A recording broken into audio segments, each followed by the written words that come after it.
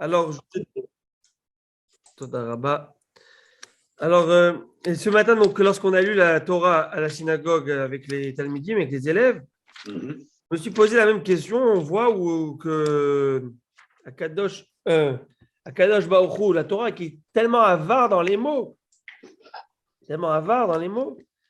elle va prolonger sur le récit, la narration entre Yitro arrive, va voir son gendre. On a quand même l'impression de raconter un petit peu un rassemblement familial là, qui est en train de se faire. Et on raconte sa vie. Il raconte la vie. Voilà, il est là, ils l'ont reçu. Ils sont embrassés, se sont salués, se Voilà. sont prosternés, etc. Et ils ont mangé ensemble. So what? So what? C'est une bonne question. C'est une très bonne question que je me suis moi-même posé la question. Elle n'est pas bonne parce que je me suis posée, elle est bonne parce que vous la posez. Et je sais qu'elle est bonne parce que j'ai pensé à la même chose que vous, donc ça veut dire qu'elle doit être très bonne. Et il ne s'appelle pas Yétro pour rien. Exactement. Ce qu'il a ajouté. Yoter. Il a ajouté. Ah, bravo, oui. Alors je vous lis ce que Rachid nous dit.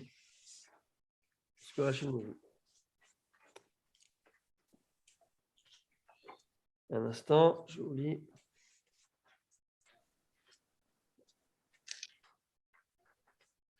Et en fait, si vous permettez, Rabbi Shalom, c'est que je voudrais. Donc cette question est posée.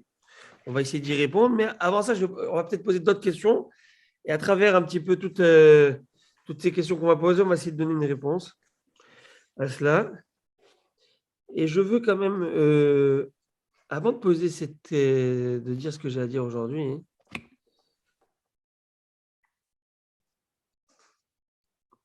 alors, j'ai eu une bonne réponse. Sur le chat, on m'a écrit pour montrer la bonne étiquette pour le beau-père. Bon, c'est une bonne manière de voir les choses. Ouais. Alors, comme ça. D'abord, on va voir qu'est-ce qu'ils se sont racontés. Dans le passouk, lorsque vous lisez, écrit Vaishma Yitro a écouté. Yitro a écouté.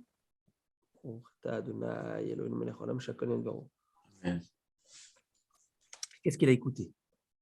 Il a écouté quelque chose. Tout ce que Hachem avait fait à Moïse au Béné Israël, qu'il a fait sortir d'Égypte. Puis après, il a écrit que Moshe est venu avec sa femme et ses enfants. Non, Yitro est venu avec la femme de Moshe. Yitro est venu avec la femme et de Moshe et les enfants. Qu'est-ce que la femme de Moshe faisait avec son père? Pardon? Pourquoi il lui a amené sa femme? Parce qu'il est parti. Hein? Il est parti en Égypte, sur hors de Hachem. Il l'a laissé avec le beau-père. Bravo. Bravo. En allant en Égypte, il a laissé à son beau-père. Pourquoi? Rami Moundir, un Midrash qui dit qu'il est arrivé jusqu'en Égypte presque avec eux. Qui est sorti de l'Égypte pour la rencontrer dans le désert? Aaron. Aaron va lui dire, mon très cher frère, je t'apprécie énormément, mais déjà, on a du mal à faire sortir ceux qui sont dedans. Tu vas en faire rentrer de nouveaux? Laisse-les, ramène-les chez eux. Laisse-nous faire sortir les autres, et après on verra. Qu'est-ce que tu fais rentrer ta femme, des enfants dans ce pétrin? Oui. Mais il y a une question. Mais on dit dans la Torah, ça, quand ils arrivaient, lui et ses enfants, il y a le serpent qui a attrapé Moïse. Il était sur la langue. Dans le Malone. Ben, il ne les a pas laissés. Il leur a dit, tu repars tout de suite. Ah. C'est ça le chidouche. D'accord? C'est ça le chidouche. Rachid dit, c'est pas moi qui dis ça, c'est Rachid. Rachid dit, quand Dieu a dit, quand Kadosh Baruch Hu lui a dit, va en Égypte, Moshe a pris sa femme et ses enfants, Aaron est parti à sa rencontre sur le mont Sinaï, et il va lui dire, qui sont ces gens qui t'accompagnent? Il va dire, c'est ma femme et mes enfants que j'ai mariés, mais ma femme que j'ai mariée à Midian. Il lui a dit, mais où est-ce que tu comptes les amener? Je ne comprends pas. Il lui a dit, en Égypte. Et je vais où je vais avec ma femme et mes enfants. Il lui a dit, à la Marlo, à la Rishonim, Anum Tstaharim, Vataba aussi Falem. Sur les premiers, on est angoissé, on a de la peine, on est en train de tout faire pour les sortir. Alors, qu'est-ce qu'elle lui a dit? Elle a dit, écoute, mamie, enfin, mamie, je ne sais pas si elle a dit mamie, mais j'imagine. Elle a dit, écoute, c'est pour Tzadeket, va avec les 2 enfants et ramène à la maison chez papa. Et on se retrouvera très bientôt. Alors, comment Aaron a pu sortir? C'est une bonne question. Ça, c'est la question que je me suis aussi posée. Donc, ça, c'est une bonne question aussi, Rabbi. C'est-à-dire que apparemment, le Shevet Lévi, il y avait peut-être un Aaron qui était aussi le Navi à cette époque et qui était, on va dire que la tribu de Lévi avait Un rôle, Un privilège. statut. un privilège. Le Shevet Lévi qui n'a jamais été asservi, il faut le savoir. Qui n'ont pas été asservis. Donc, eux, ils avaient ce privilège de ne jamais être dans la servitude et dans l'esclavage. Et donc, ils avaient ce privilège-là. À quel moment Aaron retourne en Israël? Quel moment? À quel moment Aaron doit aller? Il y va quand il est mort, non? Non, il est niftar avant de rentrer en Eretz Israël. Mais Oui. avant de rentrer en Eretz. Alors donc, pourquoi est-ce qu'on parle de Aaron? Je parle de Aaron parce qu'en fait, Aaron est venu à la rencontre de Moshe pour l'accueillir. De Yitro, tu veux dire? Moshe. Non. De Moshe. Je parle une année auparavant. Ah, 1 an avant, d'accord. Ah, Ok. Avant l'arrivée de Yitro, d'accord. Okay. C'est-à-dire 1 an avant, c'est-à-dire que lorsque Ouais. Moshe est venu, était en chemin pour aller en Égypte, qui vient le voir? Aaron. C'est Aaron pour l'accueillir. Hachem lui a dit, ton frère va te rencontrer. Et ça, donc, Hachem a contacté Aaron, il lui a dit, rencontre ton frère, va le voir, Tout à fait. il vient vers toi. Et c'est là, on sait qu'il est sorti. La mère Hachem et Aaron, Kad Moshe Midbara, va vers Moshe dans le désert. Moshe a dit à Aaron, je crois, Hachem a dit à Aaron, va vers Moshe. La mère Hachem et Aaron. Il y a, c'est bien que vous rapportez ce verset. Juste une petite anecdote que j'avais lu à l'époque. Vous connaissez tous, vous avez tous entendu parler de Rav Moshe Feinstein. Rabbi Moshe Feinstein, le Gdol Agdor, le grand possèque, le grand de la génération. C'est pas, c'est lui qui a illuminé toute l'Amérique. D'accord? Lui qui a quoi? Illuminé toute l'Amérique. Ah, et le monde il entier. vit encore? Non, il est niftar. Il a écrit le Higerot Moshe. Rav Moshe Feinstein, un des plus connus. Si aujourd'hui vous pouvez manger la majorité que Qui enregistre, excusez-moi, qui enregistre? Baruch haba, M. Znachi. Ok. Monsieur Minciotti est revenu. Je vois. Il a repris ses droits là. J'ai perdu ma job. En tout cas, ce qui se passe, c'est que. Un instant. Ce qui se passe, c'est que. Donc, par rapport à ce verset, je parle de Rav Aaron. Le son. Il n'y a pas de son. Ah, excusez-moi, je n'avais pas vu qu'il n'y a pas de son. Je parlais de Rav Moshe Feinstein qui a illuminé le monde entier, plus particulièrement le monde américain, le monde juif américain. Et il a écrit des centaines, si ce n'est pas des milliers de réponses à l'Afrique qui sont écrites dans son livre qu'il a écrit, Higerot Moshe. Par exemple, aujourd'hui, si vous permettez de consommer des produits laitiers qui s'appellent dairy, ok, c'est-à-dire qu'ils ne sont pas cachers avec le tampon de la cacheroute du khalav chamour, du khalav qui a été observé par un juif. Bref, la majorité des produits qu'il y a aujourd'hui partout, le dairy, ils appellent ça dairy, OUD, c'est grâce à sa réponse à l'Afrique. S'il n'y avait pas son sac halakha, sa décision l'Afrique, vous n'aurez pas pu boire, consommer, manger quelque chose qui est au lait, qui n'a pas un estampille cachère à 100%. Et c'est lui qui a permis, par exemple, il a tranché que selon le Shulchan Aruch, c'est écrit qu'on n'a pas le droit de consommer du lait qui n'a pas été observé par un juif durant la traite. Ça s'appelle du khalav chamour ou du khalav Israël. Et lui, il va dire qu'aujourd'hui, en Amérique, la législation est tellement dure et rigoureuse avec une personne qui dirait lait de vache, il mettrait un autre lait et il sourira à des pénalités. Je veux dire, il va s'exposer à des pénalités et peut-être même la prison, parce que c'est arnaque et fausse information, etc., etc., alors les gens et les coopératives ne prendront pas le risque de tromper le consommateur. Et donc, c'est pourquoi il va permettre. Mais il va le dire lui aussi que ça, il le permet pas a priori d'a priori. Si on peut se permettre d'avoir du Khalav Israël, on le fait. Mais le monde a utilisé ce psaque pour voir. Mais en tout cas, pourquoi je parle de ça, ce verset, parce que vous l'avez rappelé, c'est que le Rav Aaron Kotler, lorsqu'il devait quitter le Rav, il y a deux grands, j'allais dire, il y en a plein, mais il y a deux grands qui sont fait connaître dans le monde américain. Le Rav Moshe Feinstein et l'autre, c'est le Rav Aaron Kotler. Avez-vous entendu parler du Rav Aaron Kotler? Le Rav Aaron Kotler, c'est celui qui a érigé Lakewood, toute la ville de Lakewood, dans le New Jersey, où il y a des dizaines de milliers de Talmidei Chachamim qui du Torah. Il a créé cette ville de Lakewood dans le sens où il a monté toute une communauté qui a aujourd'hui une dizaine de milliers de personnes. Une dizaine plus, des dizaines de milliers de personnes à Lakewood, communauté religieuse, alors que c'était rien, c'était un désert, l'Amérique. L'Amérique était un désert, ça fait 50 ans, 60 ans, il n'y avait rien. Quand Rav Moshe Feinstein est venu là-bas, il n'y avait rien, nothing. Il y avait le mouvement réformiste qui était là, fort, mais le monde religieux orthodoxe pratiquant rien. Baruch Haba, Rabbi Moïse et Baruch Haba, Monsieur Ohayon. Qu'est-ce qui se passe, Rabbi Sami? Alors, qu'est-ce qui se passe?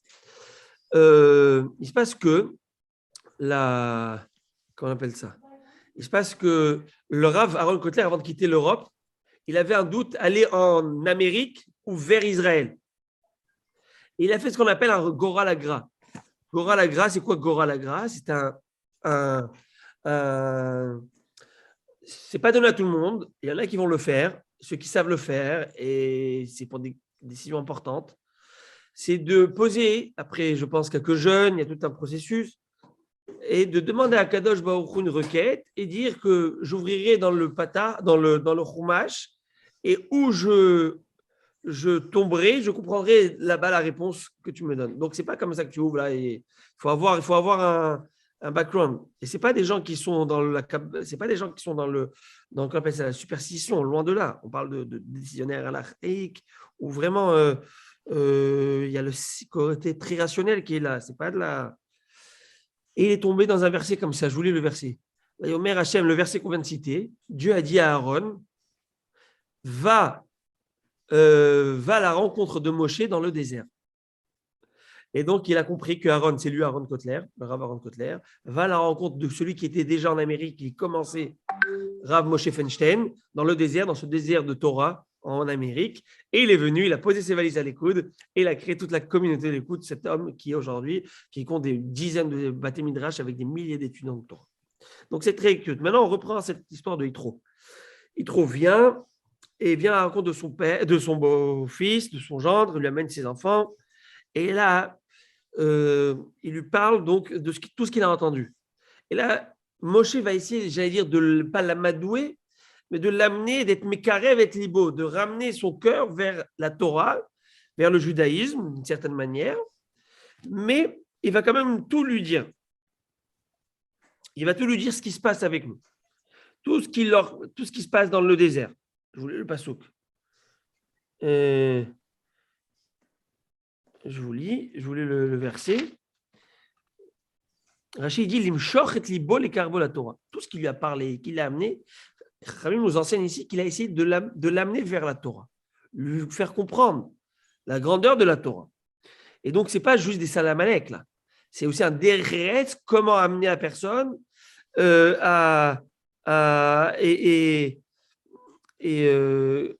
voir toutes les bonnes choses que le bon Dieu leur a données et essayer de la rapprocher à la Torah. Mais il y a quelque chose d'intéressant que quand même je voulais vous... C'est intéressant de voir. Je n'ai pas compris. Qui il doit essayer de rapprocher? Rapproche, il trouve vers la Torah. Ah, Yitro, hein, c'est bien ça. Il rapproche, okay. Donc, il le fait ça avec beaucoup de douceur et de doigté et beaucoup de kavod. Oui. Beaucoup de kavod. Maintenant, pourquoi je vous parle de ça?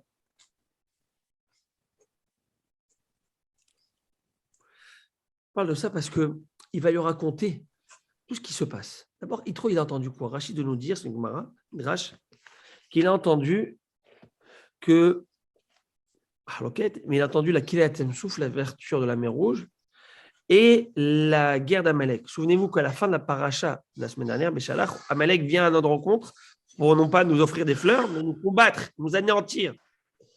Maintenant, ça tombe bien, je voulais parler de ça aujourd'hui. Aujourd'hui, nous sommes le 20 janvier. 20 janvier, vous savez ce que c'est le 20 janvier? Wansi. Là, bravo. Alors, expliquez-nous, Rabbi Shalom, de quoi. C'est une réunion qui a eu lieu dans une banlieue de Berlin, au cours de laquelle des grands patrons du nazisme avaient décidé d'éradication de tous les juifs européens, de 11 millions de juifs en Europe. Zach. Donc, cette réunion, Mahshema Viziram, 16 dirigeants qui a duré là-bas, il y avait donc Aldolf Hermann, Himmler, bref, Et ils ont décidé la solution finale. La solution finale, en 1942, c'était là-bas. Économique et physique et tout ce que vous voulez. Et c'est intéressant, c'est qu'aujourd'hui, quand j'ai vu ça, j'ai revu la date. Comment ça m'a vu? Aujourd'hui, on est le Haï. Haï Tevet. Haï, ça veut dire la vie. Les Tunisiens. La vie, ouais. Et c'est aussi la société. Bravo. Bon, c'est pas vrai ce que je dis, mais c'est juste l'idée de dire que quoi? De dire qu'eux ne sont pas là. Le Ham Israël, il est Haï. Il est vivant, il est ici, présent. Dans cette date où ils ont décidé de nous anéantir, Ve'ish Hamdal a voté, nous voilà nous. Akadosh Baruch Hu nous a fait tenir. Et Moshe Rabbeinu, il est en train de dire à son beau-père qui veut se rapprocher à la Torah, oui. Il lui dit, la Torah, c'est bien beau, mais je veux te dire, ce qu'on a passé de collater là, Hachem et Tamba derrière tout ce qui nous arrive dans le chemin, dans la route, Amalek, qui a essayé de nous battre, nous anéantir, la Torah, elle va être donnée et on va le voir dans les tonnerres, dans tout ce qui est dans le bruit, dans l'effusion, dans quelque chose d'incroyable qui va se passer. Pourquoi tout ça nous demande les balais à Moussard, les mains de la morale? Et pourquoi tout ça? Pourquoi pas faire avec un beau petit Vivaldi, moi, une petite symphonie exceptionnelle? Pourquoi dans ce stress, le feu, le col chauffard, la fumée, c'est quoi ça? C'est les effets spéciaux, quoi. C'est quoi l'idée? Moshe Rabbeinu dit, Yitro, tu veux te rapprocher de la Torah, mais je veux t'expliquer une chose. C'est que être Ben Israël, c'est pas que l'ouverture de la mer Rouge, là. C'est pas les 10 plaies. C'est pas le Ham Israël. En étant Ham Israël, va connaître et va subir des pogroms, va subir l'antisémitisme, va subir des choses atroces, mais il ne lâchera pas sa foi. Jamais. Ça, c'est le Ham Israël. Est-ce que tu es prêt à découvrir et à épouser cette culture et ce peuple? Et c'est ça, la Torah a été donnée dans tout avec tout ce background pour dire, c'est pas avec une symphonie là, c'est pas avec une belle mélodie que tu reçois la Torah.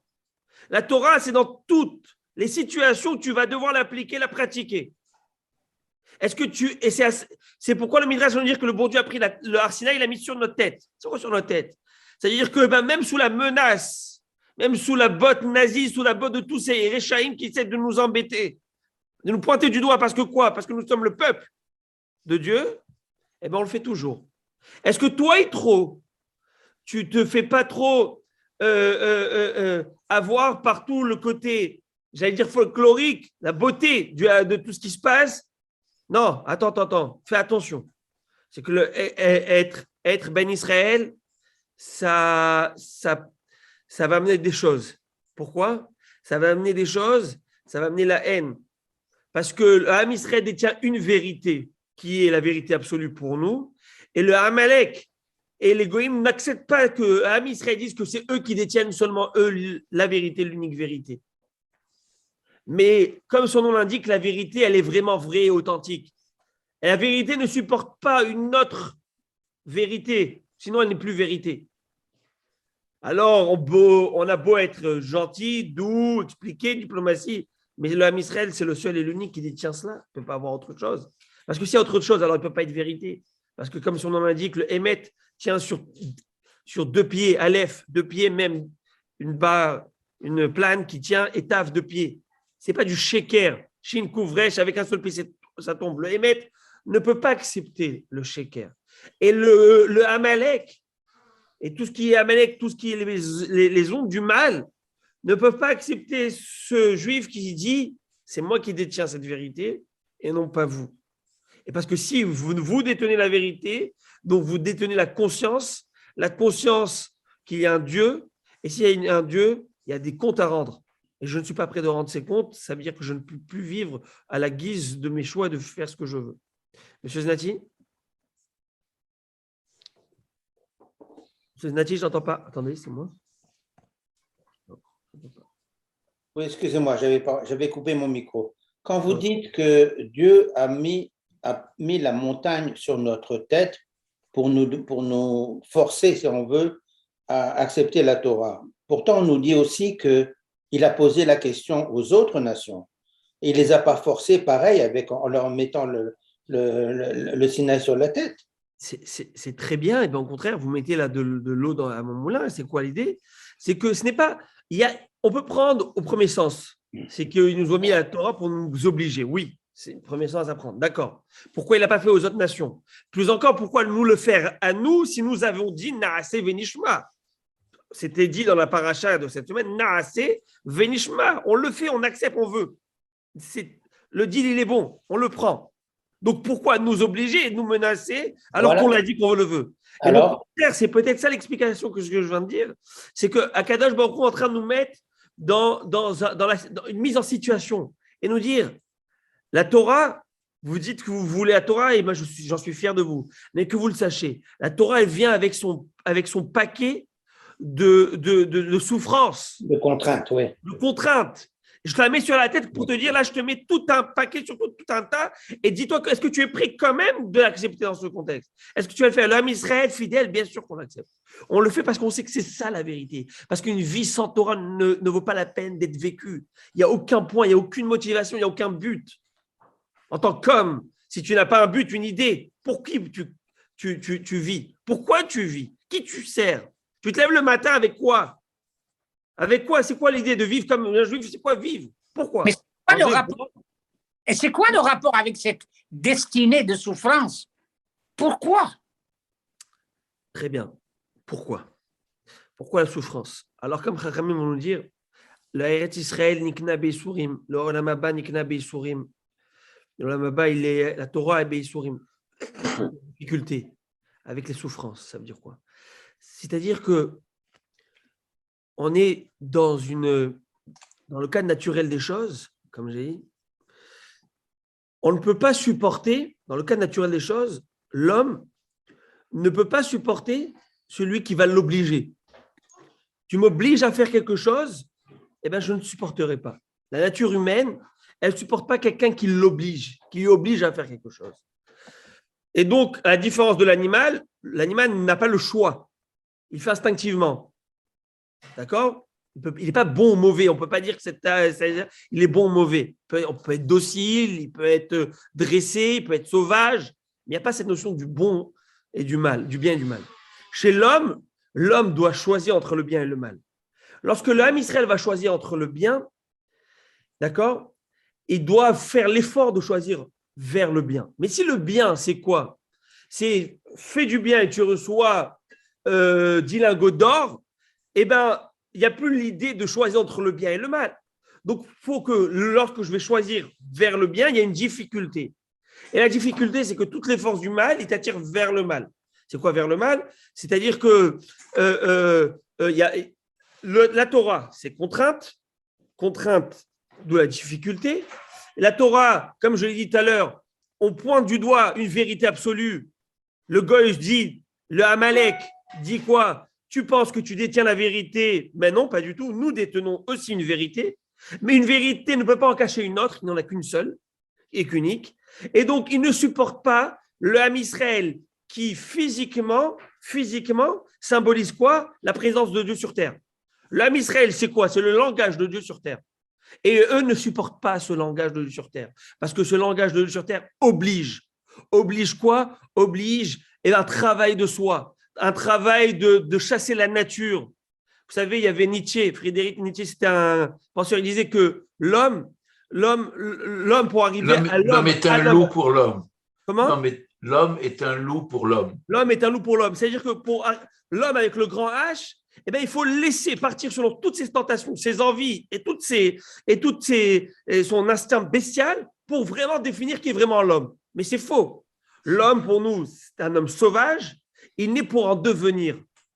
Il naît pour devenir un homme. Pour devenir un homme comme Akadosh Baruch Hu l'a vu, Betselem Elohim. Il a tout le potentiel de s'épanouir, devenir l'humain qui est en lui, sortir l'humain et sortir toutes ces midotes tovot qui est en lui. Mais ça, le Amalek, je le dis à l'Amalek, c'est tout ce qui contient Amalek, eh bien, il est contre ça. Et l'Amalek peut être entre nous, en nous, il est dans nous, l'Amalek. Le Yetzer Hara et le Yetzer Tov, cette notion-là de bien et de mal, ce n'est pas 2 ou 3 personnes qui sont en train de se balader, ce sont 2 notions qui sont en nous, le bien et le mal. Je fais quelque chose de mal, je regrette, j'ai du remords. Je fais quelque chose je veux faire quelque chose du mal, j'ai une envie, j'ai une poussée, je veux le faire. Qu'est-ce qui va me... C'est moi, c'est ma personne, c'est cette nature. Est-ce que je vais contre la nature ou pas? Et donc, c'est pourquoi ça vient avec des souffrances automatiquement, parce que c'est le travail de l'homme. Maintenant, encore une fois, l'idéal, l'apogée et notre destinée, et comme nous dit le Maïmonide, c'est que notre souhait du Mashiach, c'est quoi? C'est d'arriver à ne plus avoir besoin de choisir entre le bien et le mal. C'est ça notre destinée, c'est ça notre idéal, c'est ce qu'on attend à Kadosh Baruch Hu à te servir. Mais pour arriver à cela, il faut taffer, il faut bosser. Pour avoir d'abord le diplôme, il faut d'abord travailler. Tu fais des années d'études, tu fais des années de travaux, tu fais des années d'expérience. Et là, tu peux dire à Kadosh Baruch Hu, je t'ai montré que j'étais contre-courant. Maintenant, je mérite d'avoir ma place pour te servir comme il se doit, sans passer par tout ce combat qui va prouver ma loyauté envers toi. Ce combat prouve ma loyauté envers toi. Maintenant, et c'est pareil pour le Olam Haba, c'est pareil pour le Eretz Israël. Pourquoi dans le monde entier, il manque des pays, il manque des lopins de terre? Non, c'est l'Olam Israël qui va être pointé du doigt, la terre d'Israël. Est-ce qu'il t'en manque? Je ne sais pas, tu ne peux pas aller, je ne sais pas moi, toute l'Arabie Saoudite, elle est assez grande. L'Afghanistan est assez grand. Je ne vais pas rentrer dans tous les... Non, parce que ça veut dire que tu détiens la vérité, ton livre de vérité dit que c'est ta terre. Eh bien, nous, on veut défier tout cela. Mais il faut le savoir une chose, c'est que celui qui a la haine de Dieu, il a la haine d'Israël. Celui qui a la haine d'Israël, il a la haine de Dieu. Ça s'arrête là. Ça s'arrête là, c'est là. Il ne peut pas avoir 2, 3 vérités. Et ils vont se créer des vérités. Et ils vont y croire tellement fort à leur vérité. En quelques siècles, ils se sont créés des vérités, ces gens. Et il y a, je vais vous dire mieux encore, j'ai lu d'un Rav qui s'appelle Rav Aaron Levi, en tout cas, il a fait la rencontre avec un curé polonais qui est devenu juif. Alors, dans sa quête, non pas du judaïsme, mais du christianisme, lorsqu'il apprenait dans l'université hébraïque, parce qu'il a dit que tout chrétien, comme il se respecte, d'accord, qui se respecte minimum, doit, dans sa vie, dans son étude, va d'une certaine manière arriver au peuple juif. Donc, il arrive, c'est la base de toutes les croyances. Donc, il arrive à cela. Maintenant, où il esquive des questions existentielles, où il passe à travers, où vraiment il prend. Et il dit, moi, j'ai pris toutes ces questions que j'avais. Pourquoi le Ham Israël? La question qu'il avait est très simple, ce curé qui s'est converti au judaïsme. Pourquoi le peuple juif a, pendant des siècles et des siècles, on lui a proposé le christianisme, on lui a proposé l'islam, on lui a proposé monts et merveilles pour qu'il quitte cette culture, cette religion, et le Ham Israël, bafoué, massacré, torturé, n'est pas prêt de le quitter. Il n'y a aucune logique. Pourquoi? Alors pourquoi qu'il va avoir... Et de l'autre côté, pourquoi le christianisme ne propose tellement de choses et de merveilles, mais pourquoi tu n'y vas pas? Ils ne sont pas bêtes, ce sont des gens intelligents, je veux comprendre. Qu'est-ce qu'ils gagnent d'être juifs sur le plan physique? Ils ne gagnent rien. Ils se font et on essaie de les éradiquer à toute génération. Alors, c'est cette question qui m'a dérangé. Et c'est cette question qui m'a fait venir vers vous. C'est ça que Yitro a compris. Yitro a compris que dès que l'âme Israël est sorti d'Égypte, l'ouverture de la mer Rouge, c'est très bien, mais tout de suite, qui y arrive? Amalek. Amalek, tout de suite, ne supporte pas cette idée qu'il y ait un message unique qui est là. Eh bien non, on va l'enlever. Tu veux avoir 2 messages, 3 messages, vas-y. Ouvre toutes les idoles, crois en Dieu, mais en plusieurs dieux, mais ne crois pas en Dieu unique. Crois en tes dieux, crois en tes vérités, crois en tes mensonges, mais ne va pas Et c'est ça que Moshe Rabbeinu enseigne à son beau-père, Yitro. Beau-père Yitro, tu veux venir sous les ailes de la providence divine avec grand plaisir. Mais le Ham Israël n'est pas prosélyte. Le Ham Israël ne va jamais chercher des gens à amener vers la providence divine, à convertir. À la différence de toutes les autres religions. Ils vont aller, des missionnaires, et viens et amène. Mais nous, on ne veut pas, nous ne sommes pas intéressés. Nous ne sommes pas intéressés. Mais celui qui, à Kadosh Baruch Hu, a mis dans sa destinée la vérité, eh bien, il viendra au Ham Israël. Et c'est comme ça que ça se passera. Et c'est comme ça. Et combien on a vu dans le Ham Israël des gens, des convertis exceptionnels. Exceptionnels. Et Chachamim vont nous dire dans le Midrash que ceux qui se convertissent, qui s'appellent les guérémet, de vrais convertis qui ont la foi en Dieu, comme il se doit, eh bien, ces gens-là, eh bien, le langage de Chachamim, c'est de dire que ces gens-là, leurs pieds étaient sur le mont Sinaï. Ils étaient avec nous, leur Neshamot était avec nous. Il fallait juste un déclic. Et ce déclic, c'était la conversion qui va les amener ici vers nous, vers le Ham Israël. Vers le Ham Israël. Mais quand tu cherches la vraie vérité, pas des vérités à la fake news, ça ne marche pas, ça. C'est ce qu'Yitro a compris et il a dit Ata yadarti ki gadol Adon mikol Elohim. Exactement, bravo. Davar, je vous lis. Davar Asher Zadou Alem. Exactement, exactement. D'un autre côté, le revers de la médaille, très intéressant. Vaïhad Yitro al-Kol Atova.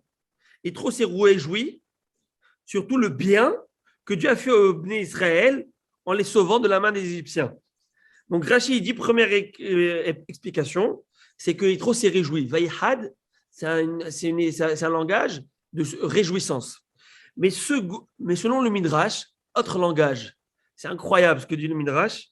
Naasa Besaro Hidudin Hidudin. Ça veut dire quoi? Il a eu la chair de poule lorsqu'il a entendu ça. Il a eu ce qu'on appelle la chair de poule. Chair de poule. Voilà. Un frisson. Un frisson, voilà. Metzar Aliboud Mitzraïm. Il a eu de la peine que l'Égypte antique s'est effondrée. A été effacée. Et Chachamim nous enseigne une chose, et c'est ce que les gens disent. Guillaume a une personne qui est convertie. Jusqu'à 10 générations, tu ne dois pas négliger ou humilier ou mépriser un goy devant lui. Ça veut dire que, oui, il s'est converti, mais il y a un attachement, que tu le veuilles ou non, biologique, ok? Et ça lui fait de la peine. Ça lui fait de la peine. Alors, donc, Moshe Rabbeinu a vu ces deux choses-là qui tiraillaient Yitro. Et il a amené vers lui montrer tout le bien que Akadosh Baruch Hu donne à tout celui qui s'approche des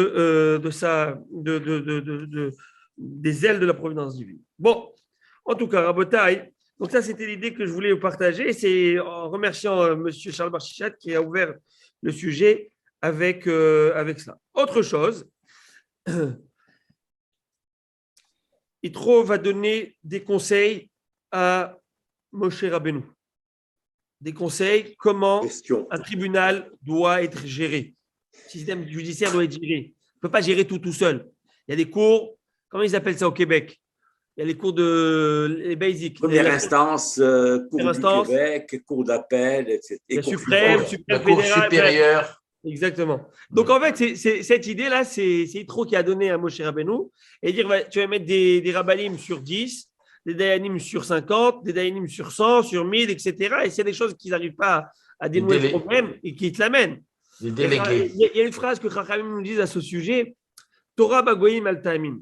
La Torah chez les goyim, tu ne peux pas y croire. Il n'y a pas de Torah proprement dit. Mais Chochma bagoyim ta'amin.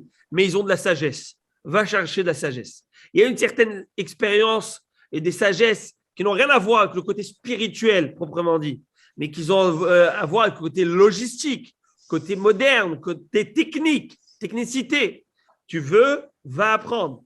Et c'est ça, ce que j'aime beaucoup, c'est cette ouverture de la Torah, de dire tout est dans la Torah d'abord, toutes les sagesses sont dans la Torah, mais avec tout ce que les sagesses sont dans la Torah, tu peux aller avoir cette homélistie. Enrichissement. et cet enrichissement sur le plan physique, on va dire. Vous voyez, sur le plan modernité. Hein? Intellectuel, pas physique. Quand je veux dire physique, Intellectuel. Non. ça veut dire, voilà, ça veut dire Culturel. mais pas spirituel. Matériel, mais non pas spirituel. Voilà, ce sont les mots. Va chercher. Culturel. Il a bien dit, Moshe. Voilà. Culturel. Bravo. Hazak.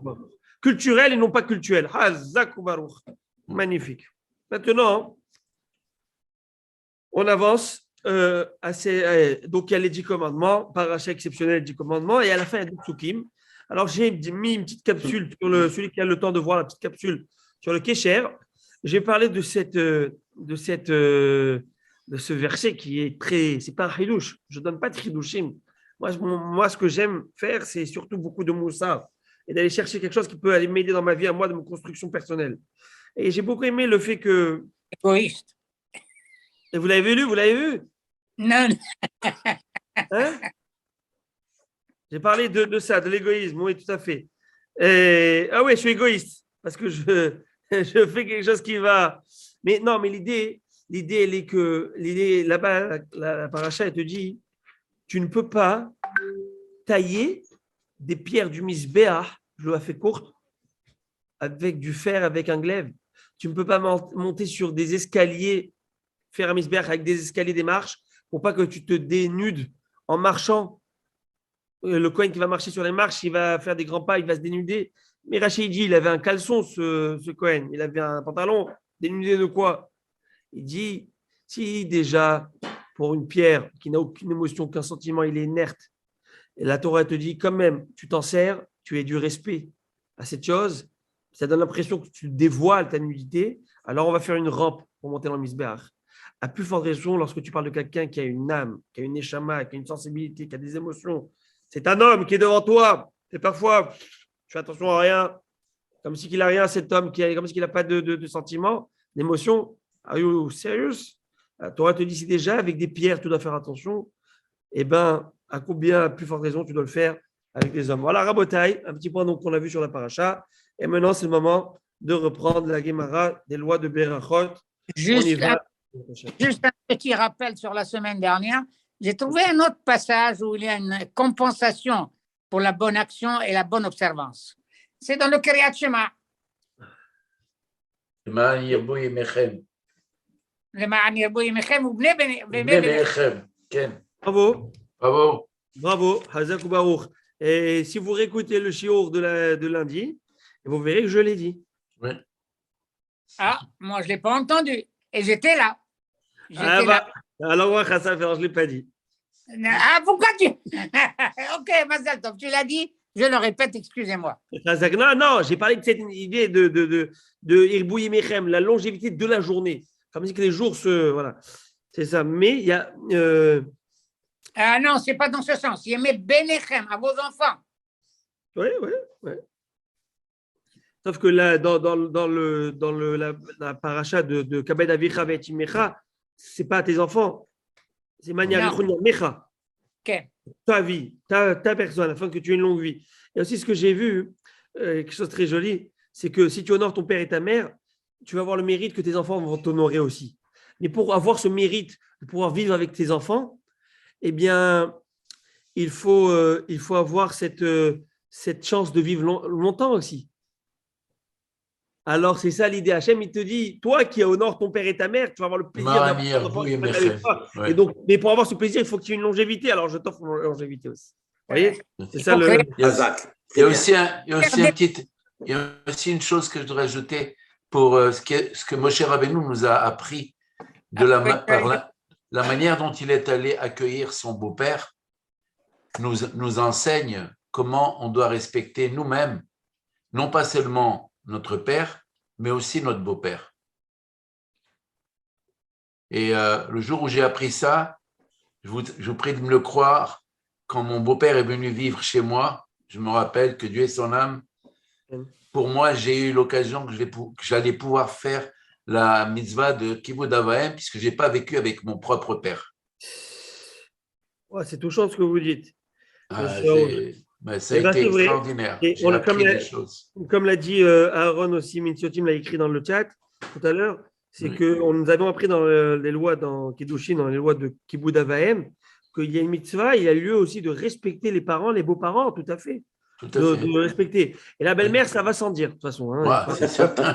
Tu veux, Tu as intérêt. elle va Tu as elle est intérêt. obligée. Alors, C'est la suite logique. si tu respectes pas, vaut mieux. Voilà, en tout cas. Occupez-vous de vos affaires.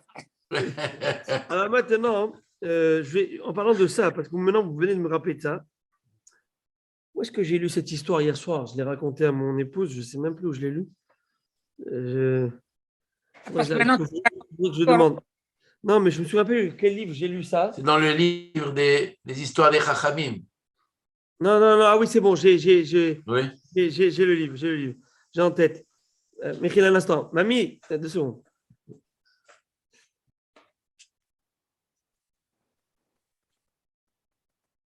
Bon, je vous raconte courte. Je voulais y avoir le livre, mais bon. Alors, c'est que elle m'a beaucoup touché cette histoire, justement, en 1942. En 1942, lorsque en Galicie, c'est en Allemagne. Non, c'est pas en Allemagne. En Espagne. Non, La Galicie. Galicia. l'Europe Non, de pas l'Est. En De Europe En Europe de l'Est. en Galicie, il y avait une ville qui s'appelle Tels, une ville où il y avait une belle communauté juive. Les Allemands sont venus et ils ont me dit préparez-vous à quitter. Vous allez. Donc tout le monde est en train de s'affoler, paniquer. Des gens qui ont, alors allez-nous, paraît-il, avalé des pièces en or. Des gens qui ont pris des diamants, essayé de les mettre un peu partout. Et le rave de la ville, les Allemands lui ont envoyé une lettre pour lui dire prépare bien ta barbe, on va en faire un balai. Donc vous imaginez un petit peu tout, alors allez-nous, ce qui se passait. Là donc le rave, j'ai oublié son nom, il faudrait que j'aille le rechercher.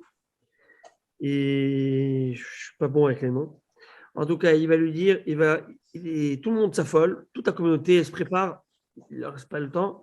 Et là, il lui dit, écoute, le rave dit à son fils, écoute mon chéri, va me préparer, s'il te plaît, ma belle chemise de Shabbat. Peut-être papa avec le misken, la panique, il a perdu un peu. voilà, il a perdu le bon sens, c'est pas possible. Et il lui dit, mais repasse-la bien, s'il te plaît, va choper les braises avec le fer, n'oublie pas de mettre de l'amidon au col. Il lui amène ça, il la met. Il dit, s'il te plaît, mon cœur, s'il te plaît, je t'en supplie, chérie, va brosser les chaussures de Shabbat, tu les cires, tu les cires, mais jusqu'au dernier millimètre, qu'elles soient magnifiques, luisantes. Il va le faire. Mon amour, si je peux te demander, s'il te plaît, va me chercher ce pantalon, il va le faire. Et il lui demande si ça, il fait. Il dit, misken, papa, c'est fini. Et là, je vais vous raconter, j'ai pleuré hier soir quand j'ai lu cette histoire, elle m'a beaucoup touché. Et c'était en 42. Et là, la déportation avait déjà commencé, il savait ce qui se passait.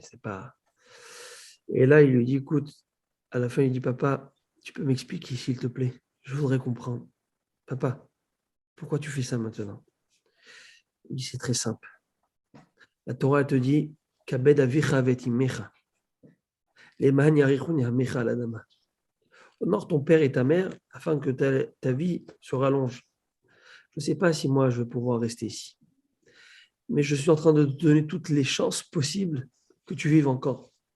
Alors je te donne les dernières mitzvot que je peux te demander, j'en ai pas besoin peut-être cette chemise, mais je vais créer le besoin, la nécessité pour toi ça devient une mitzvah. Assez mina Torah d'aller le faire. Pour toi ça devient une mitzvah assez d'aller me cirer les chaussures. Pourquoi ça devient une mitzvah assez kabet avicha des 10 commandements de me repasser la chemise? Parce que simplement c'était mon souhait. Et bien je suis en train de te donner peut-être la possibilité de vivre après cette Shoah. Et bien cet homme va passer la Shoah, il va se marier, il va avoir des dizaines d'enfants et des petits-enfants en Amérique, etc. Bon là il a dû décéder parce que ça a pu la Shoah et toute sa génération sont là. Et quand j'ai lu cette histoire de cet homme ce père qui est tout à fait lucide, il sait une chose, il connaît le Satan qui est devant lui, il connaît le Satan qui est devant lui, ces nazis qui sont là, Et il se dit, rationnellement, je ne peux rien faire pour aider mon fils. Physiquement, je ne peux rien faire. Je suis face à des barbares, à des sauvages, je ne peux rien faire. La seule chose qui peut le sauver, c'est Akadosh Baruch Hu. Alors, il y a une promesse dans le Kabed Avicha. Alors, je vais me maintenir à ça et j'espère, en espérant que ça marche. Ça n'a pas marché pour tous. Mais lui, il a fait avec cette conviction, avec cette kavana. Et bien, voilà ce qui s'est passé. Et cette histoire, j'ai trouvé tellement fabuleuse. Je me suis dit, j'allais vous la partager. Merci. Donc, merci beaucoup, c'est super. Ah ben, avec plaisir. Alors, à Botaï, on n'est pas habitué. Enfin, Aaron, la vérité, depuis que tu viens plus dans le Zoom pendant le voyage, on se fait plaisir. Hein. La vérité, on prolonge, on rallonge le moussard, le limoud, et après, on laisse des petits quarts d'heure pour la Gemara, mais on reprend la Gemara. Ne t'inquiète pas, on revient toujours à la Gemara. Alors, maintenant, la Gemara, nous étions en train de. Alors, c'est toujours un peu dur, j'allais dire, de passer du moussard à la Gemara, parce que c'est deux. Mais ça fait partie de l'étude et on le fait très heureux. Alors, on avait vu cette idée où Rav et Shmuel avaient dit en chœur, et comme j'avais dit, c'est rare de voir Rav et Shmuel toujours en chœur, dans une même position, qui partagent une même opinion. Et ils vont dire que tout aliment qui contient les 5 céréales, le blé, l'avoine, l'orge, l'épeautre, le seigle, ou qui contient ou qui est composé d'eux, on a expliqué la nuance le dernier cours, contient, c'est-à-dire qu'on le voit, est composé à partir d'eux, même on ne le voit pas. Dans les deux cas, on fait mésonote. Et la Gemara de nous dire, mais pourquoi insister sur le fait que pourquoi insister sur cette nuance, sur cette phrase? Comme si que tu viens me dire que ce sont ces 5 céréales qu'on fait mésonote ou quelque chose qui est à partir qui est fabriqué à partir de ces dérivés de ces 5 céréales, qui est dérivé de ces 5 céréales, mais comme si tu viens exclure autre chose. Qu'est-ce que tu viens exclure? Quelque chose qui ressemble à ces 5 céréales et qu'on ne fait pas. Et donc, la Gemara va dire, oui, il y a quelque chose. Orez vedochan. Un aliment qui est semblable, qui s'appelle le orez, et l'autre qui s'appelle le dochan. Que on ne fait pas la beracha de mésonote dessus. Alors, c'est quoi le orez? Traduction habituellement du orez, c'est le riz. Le riz. Et c'est vrai que plus tard, la position de Rav Shmuel, c'est que sur le riz, on ne fait pas mésonote. Mais nous, notre halakha, on va le voir à la fin, c'est ici une des sources. À la fin c'est que sur le riz, si on traduit le mot orez, le riz, on fera mésonote. Mais Rachid donne une autre traduction ici du mot orez. Orez et dochan donne une autre traduction en français. Heureusement qu'Rachid il parle français, il nous aide. Ce sont des légumineuses qui ressemblent à des céréales, à ce genre de céréales. Alors Rachid dit orez, il appelle ça le millet. Le millet. Millet. Et dochan, il appelle ça le panis. Vous connaissez le panis? Non. Alors, hein? Non. Non, pas le panis. Le panis à Botaï. Alors, j'explique. Non, le panis, c'est comme le fenouil. Non. Non, Et non. la famille des artichauts. Alors, ça, c'est oui. Ça, c'est oui.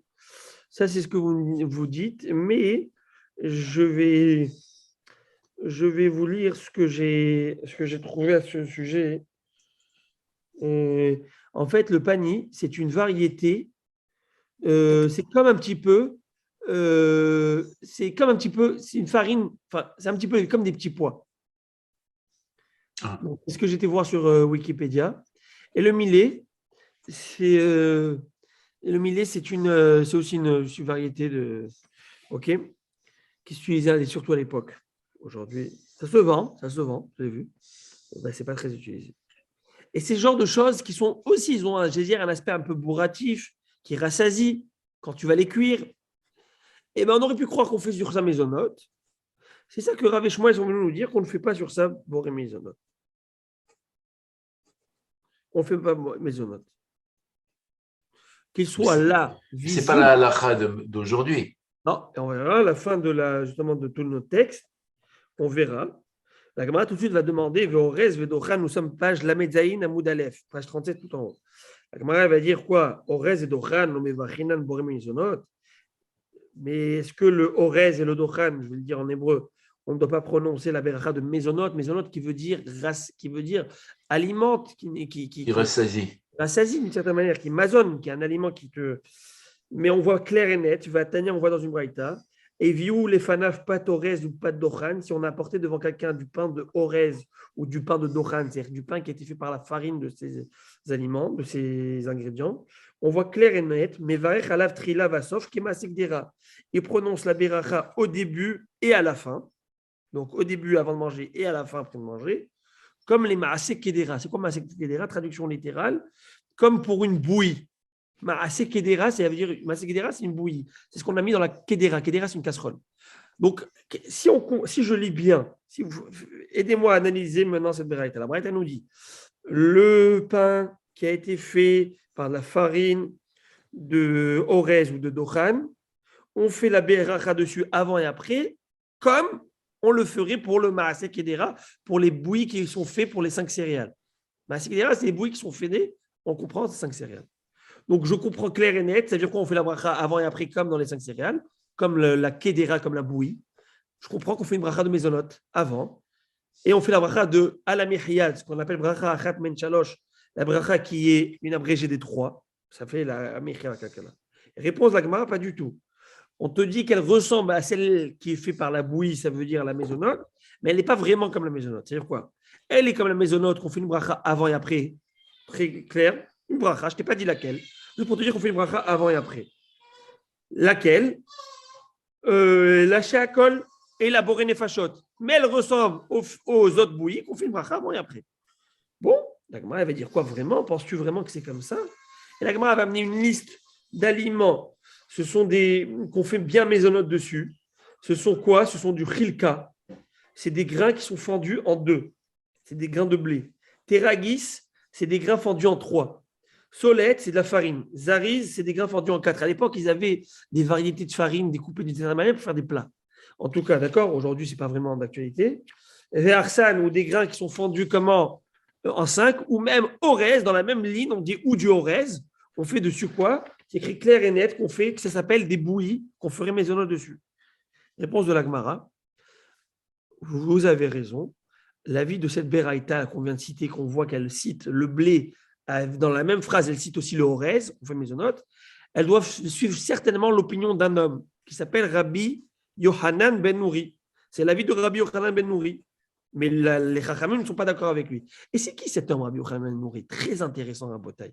C'est bien à savoir, bien que ce n'est pas la halakha, mais c'est bien à avoir l'idée qu'il y a un sage qui pense comme ça, qui pense que la céréale du riz, le riz, c'est un céréale une céréale qui fait partie des céréales que la Torah définit comme une céréale qu'on peut faire motzi dessus. Mieux encore, qu'on peut manger de la matzah avec. Mieux encore que si le riz il a fermenté, c'est du chametz.